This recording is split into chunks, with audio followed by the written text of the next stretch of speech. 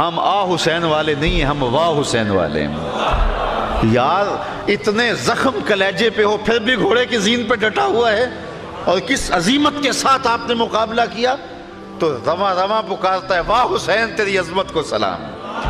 اللہ اکبر، کو ہمالیہ کا کلیجہ بھی پھٹ جاتا، اتنے دکھ اس پہ آتے، لیکن امام حسین نے کمال کر دی، اور آج صدیاں گزرنے کے بعد حسین ابن علی کا نام دلوں میں تازہ ہے۔ اگر حضرت امام حسین کربلا میں نہ جاتے تو کیا آج تک ہمارے اندر موجود ہوتے؟ موت سے تو چھٹکارا نہیں ہے، لیکن آپ نے راستہ وہ اختیار کیا کہ قیامت تک لوگوں کے دلوں میں بس رہے ہیں، خوشبو بن کے جی رہے ہیں۔ آج حضرت امام حسین رضی اللہ تعالیٰ عنہ کی محبتوں کا عالم یہ ہے۔ یزید تو مٹ گیا، اس کا نام بھی مٹ گیا۔ اس پوری مجلس کے اندر اگر میں ڈھونڈنے نکلوں تو مجھے یزید نام کا کوئی شخص نہیں ملے گا، مجھے ابن زیاد نام کا کوئی شخص نہیں ملے گا، مجھے شمر نام کا کوئی شخص نہیں ملے گا، مجھے خولی نام کا کوئی شخص نہیں ملے گا۔ لیکن اگر میں ڈھونڈوں تو مجھے درجنوں حسین نام کے لوگ مل جائیں گے، مجھے اصغر نام کے لوگ مل جائیں گے، مجھے اکبر نام کے لوگ مل جائیں گے، مجھے عباس نام کے لوگ مل جائیں گے، مجھے زین العابدین کے نام کے لوگ مل جائیں گے۔ پھر زندہ کون ہوا؟ حسین ابن علی۔ یہ کون کہتا ہے حسین ہار گئے؟ حسین جیتا ہے، یہ دیکھو حسین کی فتح کے جھنڈے گلی گلی لگے ہوئے ہیں۔ اور کتنی محبتیں تجھے اے فراز چاہیے، اور کتنی محبتیں تجھے اے فراز چاہیے، ماؤں نے تیرے نام پہ بچوں کے نام رکھ دیے۔ اقبال کہتا ہے جو دلوں کو فتح کر لے وہی فاتح زمانہ۔ فاتح زمانہ وہ ہوتا ہے جو دلوں کو فتح کر لے۔ حشام بن عبد الملک بنو امیہ کا بڑا تگڑا حکمران گزرا ہے۔ کعبۃ اللہ کا طواف کرتے کرتے جب حجر اسود کے مقابل آیا، خلیفہ وقت تھا، مقابل آیا تو اس کا جی چاہا کہ میں حجر اسود کو چوموں، لیکن لوگوں کا ہجوم ہے، کسی نے قریب نہ جانے دیا، کسی نے راستہ نہ دیا۔ امام زین العابدین رضی اللہ تعالیٰ عنہ بھی طواف کرتے ہوئے جب وہاں پہنچے تو آپ رکے ایک لمحے کے لیے، تو لوگوں نے راستے چھوڑ دیے۔ حشام کے دل میں بڑا غصہ آیا کہ حاکم وقت میں ہوں اور ان کے لیے لوگوں نے راستے چھوڑ دیے۔ اس نے اپنے غصے کی آگ نکالنے کے لیے اپنے درباری شاعر فرزدق سے کہا من ھذا، یہ کون شخص ہے؟ حالانکہ وہ جانتا تھا یہ امام زین العابدین، لیکن تجاہل عارفانہ کرتے ہوئے اس نے کہا من ھذا، یہ کون ہے؟ فرزدق اس کا درباری شاعر تھا، لیکن اس کی آج غیرت جاگی۔ اس نے کہا بادشاہ تو نہیں جانتا یہ کون ہے؟ اس کو تو بطحا کے سنگریزے بھی جانتے ہیں یہ کون ہے، اس کو تو فرش والے بھی جانتے ہیں کون ہے، اور فلک والے بھی جانتے ہیں یہ کون ہے۔ کہا یہ فاطمہ کا بیٹا ہے، یہ علی کا شہزادہ ہے، یہ رسول اللہ کا نواسہ ہے۔ بادشاہ تیرا نکرہ کرنا اس معرفہ کو نکرہ نہیں بنا دے گا، یہ کل بھی معرفہ تھا، یہ آج بھی معرفہ ہے۔ بادشاہ کو غصہ آیا، فرزدق کو جیل میں ڈلوا دیا۔ اللہ اکبر۔ امام زین العابدین کو پتہ چلا تو اشرفیوں کی تھیلی بھیجی، فرزدق نے چوب کے آنکھوں سے لگایا اور پھر خادم کے ہاتھ میں واپس کرتے ہوئے کہا امام کو واپس کر دینا اور میرا سلام دے دینا۔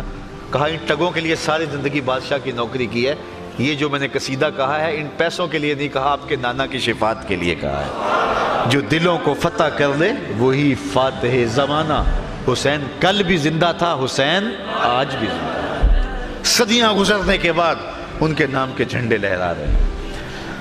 یہ جنگ دو شخصیات کی جنگ نہیں تھی، حسین اور یزید کا مقابلہ نہیں تھا، یہ حسینیت اور یزیدیت کا ٹکراؤ تھا۔ اور یہاں ایک اور بات میں کہوں کہ حضور حضرت امام حسین کا سر تو کٹ گیا لیکن حسینیت کا سر اونچا ہو گیا۔ یزید تو بچ گیا لیکن یزیدیت کا جنازہ نکل گیا، چونکہ یہ دو نظریات کا تصادم تھا، یہ حق و باطل کا مارکا تھا۔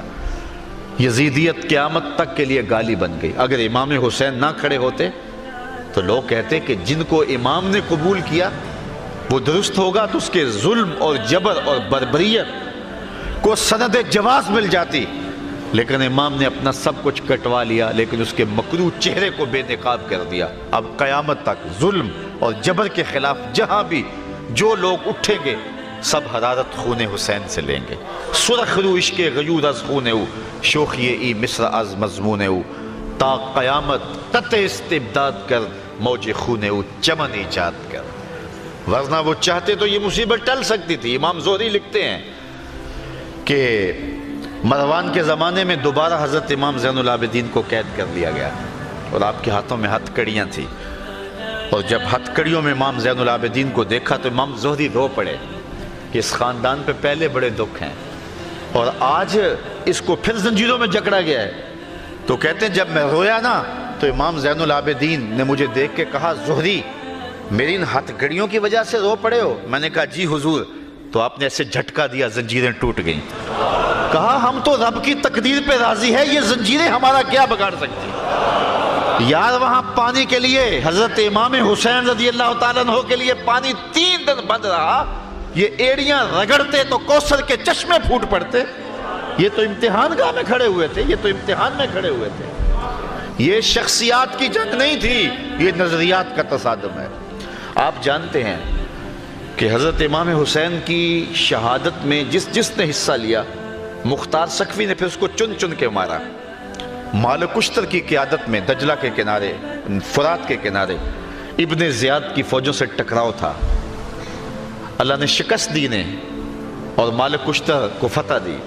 ابن زیاد بھاگ کھڑا ہوا اور مالک اشتر کے فوجی اس کا پیچھا کر رہے ہیں۔ خیر وہ کافی دور نکل گیا، صحرا میں جا رہا تھا تو اس کو سخت پیاس لگی ہوئی تھی اور اپنی جان بچانے کے لیے تیز تراز گھوڑا دوڑا رہا تھا۔ پیاس کی شدت سے ہلکان ہو رہا تھا کہ اچانک اس نے صحرا میں خیمہ لگا ہوا دیکھا۔ اللہ اکبر! اس نے اتر کے کہا کہ میں خیمے والے سے پانی مانگ لوں۔ اس نے خیمے کا پردہ سرکایا تو امام زین العابدین بیٹھے ہوئے تھے۔ کربلا میں جتنے دکھ امام زین العابدین نے سہے ہیں کسی نے نہیں سہے، سارا منظر اپنی آنکھوں سے دیکھا ہے۔ ساری زندگی امام زین العابدین نے کربلا کے بعد ٹھنڈا پانی نہیں پیا۔ کہتے مجھے سکینہ کی پیاس یاد آ جاتی۔ حضرت امام زین العابدین ایک رات میں کئی 100 نوافل پڑھتے تھے اور تلاوت کلام مجید کرتے، کبھی شہر سے باہر جنگل میں جا کے خیمہ گاڑ لیتے اور مہینہ وہاں گزار دیتے۔ تو یہاں خیمہ گڑا تھا اور آپ عبادت میں مصروف تھے۔ ابن زیاد نے گھوڑا کھڑا کیا، پردہ سرکایا تو امام زین العابدین تھے۔ شرم ہوتی تو نہ مانگتا پانی، اس خاندان کے لیے پانی بند کیا تھا، لیکن پیاس کی شدت اتنی سی، کہا حضرت مجھے پانی دیجئے۔